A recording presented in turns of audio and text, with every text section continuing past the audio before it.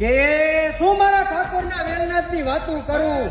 કેવાય કે ગામડા ગામનું ગામ છે અને વેલનાથ બાપુ ગામની અંદર આવે છે અને 4-5 જવાનિયા ઓટે બેઠા હોય છે એટલે બાપુને ભારી મસ્કરી હુજી અને વેલનાથ બાપુએ છોકરાઓને એટલું કીધું કે બેટા મારે આજનો દિવસ રોકાવું છે, આજની રાત રોકાવું છે, હરિહર કરવું છે, અહીંયા કોઈનું ઘર એવું કરું.